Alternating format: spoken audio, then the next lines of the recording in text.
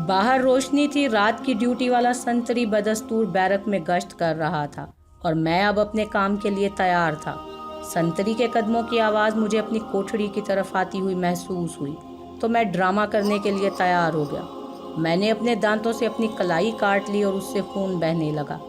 तभी मैं अपनी जगह से खिसकता हुआ सलाखों वाले दरवाजे के नज़दीक लेट गया और मेरे हलक से अजियतनाक कराहें निकलने लगी। अलबत्ता मैंने इतना शोर नहीं किया कि दूसरे कैदी भी सुन लें। तदबीर कारगर हुई। संतरी मेरे पास आकर रुक गया। क्या हुआ, क्या बात है? उसने पूछा। किसी जानवर ने काट लिया है, सांप लगता है, इसी सुराख में जा घुसा है। मैंने एक सुराख की तरफ इशारा किया और कलाई उसके सामने कर दी। बहते हुए खून और मेरी घुटी घुटी आवाज़ ने उसके दिल में हमदर्दी जगा दी और उसने जल्दी से चाबी निकालकर ताला खोल दिया। गलती की थी उसने। यहाँ इंसानियत की बड़ी कीमत अदा करनी पड़ती है। ये कीमत उसे भी अदा करनी पड़ी। जो ही उसने मेरे जख्म को चेहरे के करीब किया, मैंने उसकी गर्दन दबोच ली। वो घबरा गया मगर बेकार था। मैंने पूरी कुव्वत सर्फ कर दी और उसे मुंह से आवाज़ निकालने का मौका भी नहीं दिया। पता नहीं बेचारा मर गया था या सिर्फ बेहोश हुआ था। मैंने उसे बेसुध पाकर आहिस्ता से अपनी जगह पर लेटा दिया और फिर उसके पास मौजूद चाबियों का गुच्छा कब्जे में कर लिया। बाहर निकलकर मैंने ताला बंद किया और आगे बढ़ गया। दूसरा संतरी अपना पूरा चक्कर करके उसी तरफ आ रहा था। मैंने बैरक के मोड़ पर उसका भी इस्तकबाल किया। जूं ही वो मोड़ मुड़ा, मेरा ताकतवर घूंसा उसके नाक पर पड़ा। नाक की चोट बहुत से मसाइल हल कर देती है। मैंने उससे भी पूरा फ़ायदा उठाया और उसे गिरने ना दिया। वही गुर मैंने उस पर भी आजमाया था जिससे पहले संतरी को संभाला था। जब मुझे उसके बेहिस्सो हरकत हो जाने का यकीन हो गया तो मैंने उसे एक तारीक जगह पर लेटा दिया। तकदीर शायद उस वक्त मेरी तरफ से बेनियाज थी क्योंकि मैं अपनी उस पहली कोशिश में कामयाब हो गया था। इसके बाद मुझे महमूद की कोठड़ी तलाश करने में दिक्कत नहीं हुई। मैं चाबियों के गुच्छे की तमाम चाबियां आजमाने लगा और एक चाबी ने उस कोठड़ी का दरवाज़ा खोल दिया। अंदर 4 कैदी थे जिनमें एक महमूद भी था। वो ज़मीन पर आराम से सो रहा था। मैंने उसे देखा। दिल में प्यार के बहुत से फूल खिल उठे, मगर ये अमल का वक्त था। अभी बहुत से मराहिल मुश्किल बाकी थे। मैं उसके करीब बैठ गया। फिर मैंने उसके कान के करीब होंठ ले जाकर सरगोशी की। महमूद जागो, महमूद, महमूद। उसके बदन में जुम्बिश हुई तो मैंने फिर सरगोशी की, महमूद जागो। वो उछल पड़ा। मैंने फुर्ती से उसका मुंह भींच लिया था। उसने मेरी कलाई पर हाथ डाल दिया। काफ़ी मजबूत गिरफ्त थी, एक मुकम्मल मर्दाना गिरफ्त जो मेरे हाथ को मुंह से हटा सकती थी। मैंने उसके कान के पास सरगोशी की। मेरे अल्फाज उसकी समात ने महसूस कर लिए। उसने उन्हें समझ लिया जिसका अंदाज़ा उसकी गिरफ्त के ढीले पड़ जाने से हुआ था मुझे। वो फटी फटी आंखों से मुझे देख रहा था। मैंने फिर कहा, होशियार हो जाओ महमूद। ये ना सोचो कि मैं यहाँ कैसे आ गया, ये सब बाद में मालूम हो जाएगा तुम्हें। खुद को संभालो और पूरी तरह होशियार हो जाओ। हमें जेल से फरार होना है। क्या तुम जाग गए हो? उसने गर्दन हिला दी और मैंने उसके मुंह से हाथ हटा लिया। वो फुर्ती से उठकर बैठ गया। मैंने उसे हाथ का सहारा देकर खड़ा किया। उसने एक निगाह अपने करीब सोए हुए कैदियों पर डाली और दूसरी खुले दरवाजे पर। फिर वो गर्दन झटकने लगा। आओ, मैंने उसका हाथ पकड़कर दरवाजे की तरफ बढ़ते हुए कहा और वो बेआवाज़ चलता हुआ कोठड़ी से बाहर निकल आया। अब वो पूरी तरह मुस्तैद नजर आ रहा था। बाहर उसने कुछ फासले पर पड़े हुए संतरी को देखा और तेजी से बढ़कर उसकी राइफल उठा ली, साथ ही कारतूसों की पेटी। ये मैंने नहीं किया था और न इस बारे में सोचा था, मगर इस सिलसिले में वो मुझसे आगे नजर आ रहा था। फिर हम दोनों बेआवाज़ कैदियों की कोठरियों के सामने से गुजरते बैरक के दरवाजे की तरफ बढ़ने लगे, जिसके दूसरी तरफ मौत भी थी और जिंदगी भी।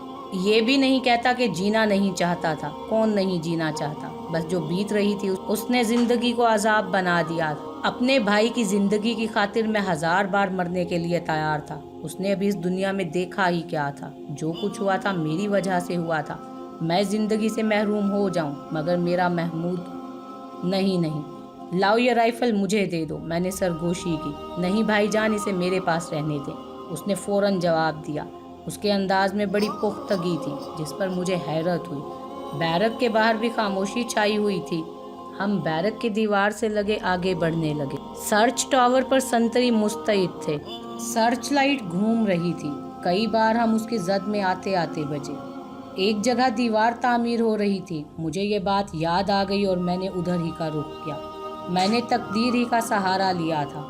अगर महमूद को ना देखता तो शायद फरार का तसव्वुर भी ना कर पाता।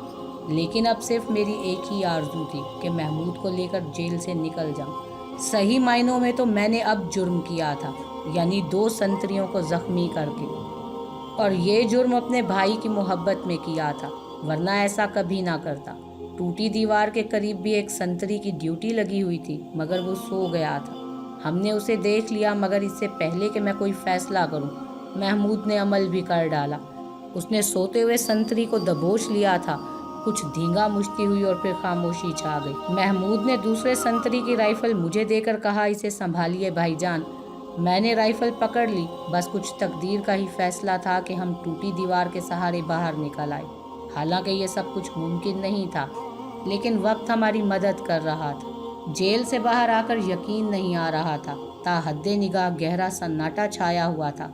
कुछ दूर तक हमें बहुत मोहतात होकर दौड़ना पड़ा, और जब जेल के टावर की रोशनी गायब हो गई तो हमने इत्मीनान का सांस लिया। अब आबादी की रोशनियां ज़्यादा दूर नहीं थी। मैंने महमूद को आवाज़ दी तो वो रुक गया। थक गए भाईजान? बिल्कुल नहीं, मगर शहर में दाखिल होना ख़तरनाक होगा। हमारे जिस्म पर कैदियों का लिबास है। शहर में तो दाखिल होना पड़ेगा, वहीं कुछ बंदोबस्त हो सकता है, महमूद ने कहा। और फिर बोला, आइए देखते हैं। मैं आगे बढ़ गया और वो मुझसे कहीं ज़्यादा मुस्तैद नज़र आ रहा था। राइफ़ल उसने इस तरह संभाली हुई थी जैसे ज़रूरत पड़ने पर उसे बेदरेग इस्तेमाल करेगा। उसकी निगाहें दूर दूर तक का जायज़ा ले रही थी।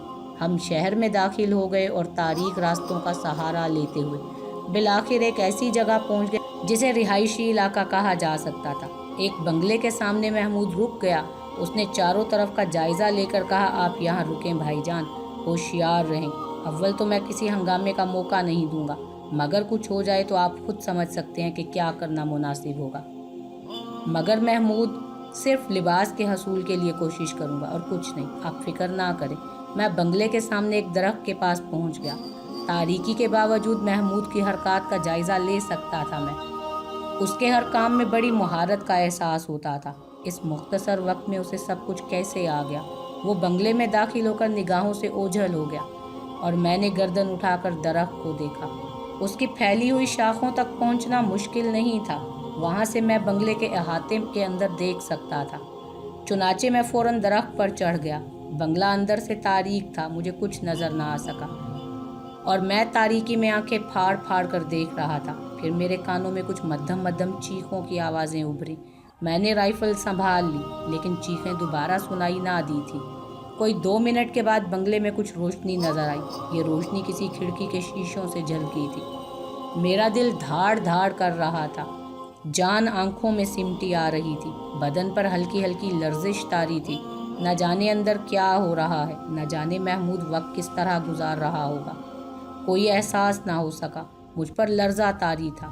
फिर मैंने एक साया बंगले से बरामद होते हुए देखा। कोई सही अंदाज़ा नहीं हो सका था। वो बाकायदा गेट खोल कर बाहर आया और मैंने उसे पहचान लिया। वो महमूद ही था, मगर शलवार कमीज़ में मलबूस। अब उसके हाथ में राइफल की बजाय एक सूटकेस था, जिसे संभाले वो बाहर आया और परेशानी से इधर उधर देखने लगा। मैं फुर्ती से दरख्त से नीचे कूद आया। महमूद ने मुझे देख लिया और तेज़ी से मेरे करीब आ गया। उसने बगल से एक बंडल निकालकर मुझे देते हुए कहा, दरख्त की आड़ में जाकर लिबास तब्दील कर लें, ये आपके लिए बिल्कुल दुरुस्त होगा। ओह, क्या बंगले के मकीन नहीं थे? उनका ख़तरा तो नहीं है। बातों का वक्त नहीं था। मैंने फ़ौरन लिबास तब्दील कर लिया। इस दौरान महमूद ने सूटकेस से पिशावरी चप्पल निकाल ली थी। इन्हें पहन कर देखिए, खुदा करे कि ये आपके पैरों में आ जाएं। बस काम चल जाए, बाद में बंदोबस्त हो जाएगा। मैंने चप्पलें पहनी, बिल्कुल ठीक आती थी। महमूद हंस पड़ा। यूं लगता है जैसे वहाँ हमारे ही 2 भाई और मौजूद हैं। उनके जिस्म और पाँव हमारे जैसे हैं। चोरी करनी पड़ी महमूद? मैंने तासुफ से कहा और महमूद हंस पड़ा। नहीं, मैंने उनसे दरख्वास्त की। किसी को नुकसान तो नहीं पहुँचा, सिर्फ इतना कि उन्हें सुबह तक बंधे पड़े रहना पड़ेगा। मुंह में कपड़ा ठुसा हुआ है, मगर नाक से सांस लेते रहेंगे। सुबह कोई ना कोई तो उन्हें खोल ही देगा। महमूद ने जवाब दिया, तुम्हारी राइफल वहीं छोड़ दी, आप भी फेंक दें। बेकार हैं अब ये हमारे लिए। अब हम शरीफ लोग हैं। یہ سوٹ کے ساتھ رکھو گے؟ ضروری ہے، آئیے ریلوے اسٹیشن تک پیدل ہی چلنا پڑے گا، خدا کرے ابھی جیل میں ہمارے فرار کا اندازہ نہ ہوا ہو اور ہمیں یہاں سے نکل جانے کا موقع مل جائے۔ ہم دونوں چل پڑے، ابھی تک تو تقدیر نے ساتھ دیا تھا اور مجھے حیرت ہو رہی تھی کیونکہ میں اپنی خوش بختی سے تو بالکل مایوس تھا۔ ہاں، یہ ہو سکتا ہے کہ ابھی محمود کے بخت بالکل تاریک نہ ہوئے ہوں اور اس کی تقدیر سے میرا بھی کام چل رہا ہو۔ ریلوے اسٹیشن پہنچے لیکن ہمیں ٹرین کوئی 5:15 بجے ملی تھی اور یہ وقت جیسے گزرا ہے اللہ جانتا ہے۔ آنکھیں وحشت زدہ تھیں۔ محمود نے ٹرین کے بارے میں معلومات حاصل کر کے 2 ٹکٹ خرید لیے تھے۔ ٹرین صرف 2 منٹ یہاں رکی اور ہم اس میں سوار ہو گئے۔ پورے کمپارٹمنٹ میں ایک بھی شخص جاگتا نہیں ملا۔ ہمیں آسانی سے بیٹھنے کی جگہ بھی مل گئی۔ طویل ترین جد و جہد کے بعد ان لمحات کو سکون کے لمحات کہا جا سکتا تھا۔ میں نے کہا، محمود، بنگلے کے مکینوں نے تمہاری شکل دیکھ لی تھی، چھپانے کی ضرورت بھی نہیں تھی بھائی جان۔ ہمارے بارے میں تحقیقات کرنے والوں کو ہمارے سارے پروگرام کی تفصیل تو پتہ چل جائے گی۔ ان کے پاس ہمارے فنگر پرنٹس بھی موجود ہیں، اس لیے ہر احتیاط بیکار تھی۔ ہم جیل سے فرار ہوئے ہیں، شہر میں داخل ہوئے، بنگلے میں چوری کی اور فرار ہو گئے۔ ہاں، اصل احتیاط اب شروع ہوگی۔ میں نے لمبے سفر کا ٹکٹ خریدا ہے، مگر دن کو 9 بجے کے قریب جو اسٹیشن آئے گا ہم وہاں اتر جائیں گے۔ اگر کوئی بہتر جگہ ہوئی تو کچھ قیام کریں گے، ورنہ کسی اور ذریعے سے آگے بڑھ جائیں گے۔ اس کا کہنا درست تھا۔ میں خاموش ہو گیا۔ کچھ دیر کے بعد وہ بولا، کچھ دیر کے لیے آنکھیں بند کر لیں بھائی جان۔ وہ نہیں، میں راتوں کو جاگنے کا عادی ہو گیا ہوں۔ تم سو جاؤ محمود، اطمینان سے سو جاؤ، میں جاگ رہا ہوں۔ تب میں سو رہا ہوں، اس نے کہا اور تھوڑا سا کھسک کر آنکھیں بند کر لی۔ وہ چند لمحات میں ہی سو گیا۔ یہ اس کی ہمیشہ کی عادت تھی۔ وہ اسی طرح سو جاتا تھا کہ بستر پر لیٹا اور سو گیا۔ بعض اوقات یقین نہیں آتا اور ہم اس کو سونے کی مکر سمجھتے تھے۔ میں محبت بھری نگاہوں سے اسے دیکھنے لگا۔ ماضی میرے سامنے سے گزرنے لگا۔ اس کے چہرے کی معصومیت میں ذرا برابر فرق نہیں آیا تھا۔ وہی نیند کے عالم میں کھل جانے والے ہونٹ اور ان سے جھانکتے ہوئے 2 دانت، بالکل ایسا ہی دہانہ شمسا کا تھا۔ شمسا میری بہن۔ آنکھوں کی کوریں بھیگ گئیں۔ کیا ہو گیا تھا یہ سب کچھ؟ کیسے منتشر ہو گئے تھے ہم سب؟ کیسے بے کل ہو گئے تھے؟ میری وجہ سے سب کچھ میری وجہ سے ہوا تھا۔ میں تو مجرمانہ ذہنیت کا حامل تھا۔ ابتدا ہی سے میرے لچھن بگڑے ہوئے تھے۔ مگر محمود، اس نے اس مختصر عرصے میں جس مہارت کا ثبوت دیا تھا وہ ناقابل یقین تھی۔ میں نے تو بس اتنا ہی کیا تھا کہ بیرک کے سنتریوں پر قابو پایا تھا۔ یہ سب کچھ بھی جوش محبت میں بیدار ہو جانے والے طوفانی جذبات کا نتیجہ تھا۔ عام حالات میں یہ سب کچھ میں نہیں کر سکتا تھا، مگر محمود کا ہر قدم ٹھوس تھا۔ کہیں بھی وہ خوف کا شکار نہیں ہوا تھا، حالانکہ اس نے بھی جذبات میں آ کر جرم کیا تھا۔ مگر اس کے بعد محمود کی کہانی تاریکی میں تھی۔ یہ مہارت اسے کیسے حاصل ہوئی؟ اسے ماں باپ کے بارے میں کیا معلوم ہے؟ دل میں لاکھوں سوالات مچل اٹھے، مگر وہ سو رہا تھا۔ اچھا ہے، تھوڑی سی نیند لے لے۔ میں اسے دیکھتا رہا۔ پھر میں نے اپنے ہم سفروں کو دیکھا۔ ان میں بظاہر کوئی مشکوک شخصیت نظر نہیں آتی تھی جس سے خطرہ محسوس کیا جاتا۔ اجالا پھوٹنے لگا، لیکن وہ صرف اجالا تھا، دن اور رات کا عمل۔ اس کا میری تقدیر سے کوئی تعلق نہیں تھا۔ 7:30 بجے ہوں گے جب ٹرین ایک جانے پہچانے نام کے اسٹیشن پر رکی۔ بڑا شہر تھا۔ میں نے بے اختیار محمود کو جگا دیا اور اسے اس اسٹیشن کے بارے میں بتایا۔ آئیے، اس نے کہا۔ غالباً اسے بھی اس جگہ کی افادیت کا احساس ہو گیا تھا۔ ہم اسٹیشن سے باہر نکل آئے۔ محمود، میں نے اسے آواز دی، پیسوں کا کیا کریں؟ پیسے کافی ہیں بھائی جان، کوئی 15,000 روپے ہیں۔ میں چونک پڑا۔ مجبوری تھی بھائی جان، یہ بندوبست بھی وہیں سے ہوا۔ میرا مطلب ہے اس بنگلے سے کرنا پڑا۔ آپ یقین کریں، ان کے پاس کوئی 60,000 روپے کی مالیت کے زیورات بھی تھے، مگر میں نے انہیں وہ واپس کر دیے۔ پیسے مجبوری تھے، ورنہ ٹرین کے ٹکٹ کا مسئلہ کھڑا ہو جاتا۔ میں نے ٹھنڈی آہ بھر کر خاموشی اختیار کرنے میں ہی بہتری سمجھی۔ میرے قدموں میں لرزش تھی، مگر محمود مجھ سے زیادہ خود اعتمادی کا مظاہرہ کر رہا تھا۔ ہم نے ٹیکسی کو اشارہ کیا اور اس میں بیٹھ گئے۔ محمود نے ڈرائیور کو کسی عمدہ سے ہوٹل چلنے کے لیے کہا۔ ہوٹل درمیانہ سا تھا مگر ہمارے لیے بے حد مناسب۔ کمرہ بھی کشادہ تھا، ڈبل بستر لگا ہوا تھا، ملح کا غسل خانہ تھا۔ پہلے میں نے غسل کیا اور یوں لگا جیسے نئی زندگی حاصل ہوئی ہو۔ اس کے بعد محمود غسل خانے میں داخل ہو گیا۔ اس دوران میں نے ویٹر سے ناشتہ لانے کے لیے کہہ دیا۔ دل و دماغ بند سے تھے۔ ہر لمحہ یہ احساس ہو رہا تھا کہ ہمیں صرف چند لمحات کی مہلت ملی ہے، اس کے بعد پھر وہی تنگ و تاریک کوٹھڑیاں، عدالت اور آخری فیصلہ جسے ہماری موت پر ختم ہونا تھا۔ یہ عارضی لمحات ہمیں صرف دنیا کو دیکھنے کے لیے حاصل ہوئے ہیں۔ محمود کو جیسے کوئی احساس ہی نہیں تھا۔ ناشتہ دیکھ کر بچوں کی طرح خوش ہو گیا۔ میری پسند کا آملیٹ، ہری مرچوں والا، اس نے آملیٹ پر جھپٹتے ہوئے کہا۔ میں خود بھی اس کے ساتھ شریک ہو گیا تھا۔ ہم نے خوب ڈٹ کر ناشتہ کیا۔ محمود کی نیت کا تو مجھے اندازہ نہیں، لیکن میرے دل میں ایک عجیب سی حسرت پیدا ہو رہی تھی۔ یوں لگ رہا تھا جیسے کوئی کچھ دیر کے بعد آ کر کہے گا، بس اٹھو، کھانے کا وقت ختم ہو گیا، اب آپ آرام سے سو جائیے۔ محمود نے کہا، نہیں محمود، مجھے نیند نہیں آ رہی، بیمار ہو جائیں گے، رات بھر کے جاگے اور تھکے ہوئے ہیں۔ تمہیں نیند آ رہی ہے؟ آ تو نہیں رہی، بستر پر لیٹوں گا تو آ جائے گی۔ ابھی بیٹھو محمود، مجھے تم سے کچھ باتیں کرنی ہیں، پتہ نہیں جاگنے کے بعد کیا ہو۔ محمود کے چہرے پر ایک دم غم آلود کیفیت طاری ہو گئی۔ وہ مجھے دیکھنے لگا، پھر بولا، آپ خوفزدہ ہیں بھائی جان؟ ہاں محمود، مگر میرے خیال میں ہمیں ابھی کوئی خطرہ نہیں ہے۔ وہ جادوگر نہیں ہیں کہ جادو کے زور سے پتہ لگا لیں گے۔ میرے لیے کچھ دیر جاگ لو محمود، زندگی بھر جاگنے کے لیے تیار ہوں بھائی جان۔ میں تو بس آپ کے دل سے خوف دور کرنا چاہتا ہوں۔ آپ دیکھ لیجئے، مجھے بالکل خوف نہیں ہے، حالانکہ میں بھی قتل کا مجرم ہوں۔ میرے لیے سزائے موت کی پیش گوئی کر دی گئی ہے، خدا نہ کرے، میں نے تڑپ کر کہا۔ محمود نے ایک ایک پیالی چائے اور بنائی اور پھر بولا، آئیں باتیں کریں، مجھے تمام صورتحال بتاؤ۔ ٹھیک ہے، اس وقت سے شروع کرتا ہوں جب آپ گرفتار ہو گئے تھے۔ سب پریشان تھے، میں نے پڑھائی چھوڑ دی تھی، ہماری صرف ایک آرزو تھی کہ آپ کی زندگی بچ جائے۔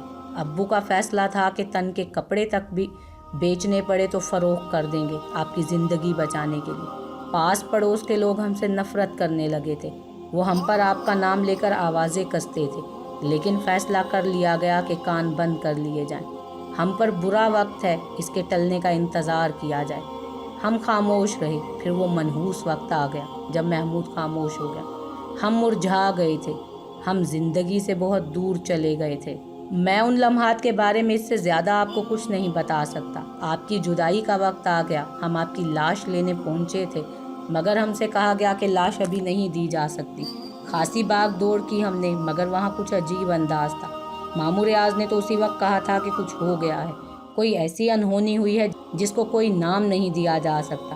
امی تو سجدے میں چلی گئی تھی۔ رات کو 3 بجے تصدیق ہو گئی۔ پولیس نے چاروں طرف سے ہمارے گھر کا محاصرہ کر لیا۔ تب بڑے بڑے پولیس افسر اندر داخل ہوئے، چپے چپے کی تلاشی لی گئی۔ بہت منت سماجت کرنے پر ایک بڑے افسر نے بتایا کہ آپ کو پھانسی نہیں دی جا سکی، عین وقت پر آپ فرار ہونے میں کامیاب ہو گئے۔ ہم لوگ پھر ایک بار زندہ ہو گئے تھے، مگر اب نئی مصیبت کا آغاز ہو گیا تھا۔ پولیس ہمارے ملنے جلنے کی بھی نگرانی کرتی تھی، کوئی کہیں جاتا اس کا پیچھا کیا جاتا۔ تقریباً 1 درجن چھاپے پڑے ہمارے گھر۔ آپ کو شکور خان یاد ہوگا؟ ہاں، وہ دکاندار لطیف کا بیٹا۔ ہاں مجھے یاد ہے، گنڈا سمجھتا تھا اپنے آپ کو، اکثر آوازیں کستا رہتا تھا۔ اس دن ماموں ریاض بازار گئے تھے، اس نے ماموں ریاض پر آواز کسی تو وہ رک گئے۔ انہوں نے نرمی ہی سے کہا تھا کہ بھائی کسی پر برا وقت آئے تو اس کا مذاق نہیں اڑانا چاہیے۔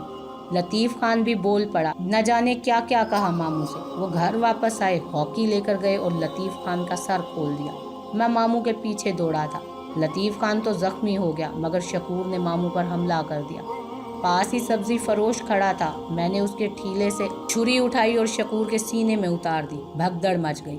مجھے اندازہ ہو گیا تھا کہ صورتحال بگڑ گئی ہے۔ میں نے ماموں کے کان میں کہا، ماموں میں ڈاک بنگلے میں ملوں گا، موقع ملے تو مجھے صورتحال بتائیے۔ اور اس کے بعد میں وہاں سے نکل لیا۔ 5 دن میں ڈاک بنگلے میں چھپا رہا۔ چھٹی رات کو ماموں وہاں آ گئے تھے، بڑی احتیاط سے آئے تھے اور کچھ خاص انتظامات کر کے آئے تھے۔ شکور مر گیا تھا، ماموں گرفتار ہو گئے تھے، مگر ان کی ضمانت ہو گئی تھی۔ پولیس میری تلاش میں تھی۔ ماموں نے کہا، ہم گھر چھوڑ رہے ہیں، پہلے ناظم پور جائیں گے، اس کے بعد کہیں اور جانے کا فیصلہ کریں گے۔ 1 مہینے کے بعد میں ناظم پور میں شفیق خالو کے یہاں ان سے مل لوں، اور اس وقت بس میں نکل جاؤں یہاں سے۔ وہ میرے لیے پیسوں کا انتظام وغیرہ کر کے آئے تھے، چند جوڑے کپڑے بھی لائے تھے۔ چنانچہ میں نے ان کی ہدایت پر عمل کیا اور بس میں بیٹھ کر وہاں سے چل پڑا۔ بس فرید پور جا رہی تھی، مگر میں جیسے فرید پور اترا، پولیس میرے پیچھے لگ گئی۔ شاید فرید پور اطلاع دے دی گئی تھی اور میری تصویریں بھی بھیج دی گئی تھی۔ पुलिस को चकमा देकर मैं वहाँ से भागा और रेलवे स्टेशन पहुँचकर रेल में बैठ गया। रेल में मुझे चांद खान मिल गए। कौन चांद खान? कोई शनासा नहीं थे, वहीं शनासाई हुई। बहुत अच्छे इंसान थे। पूरा गिरोह था उनका, गिरोह, हाँ, जेब तराशों का गिरोह।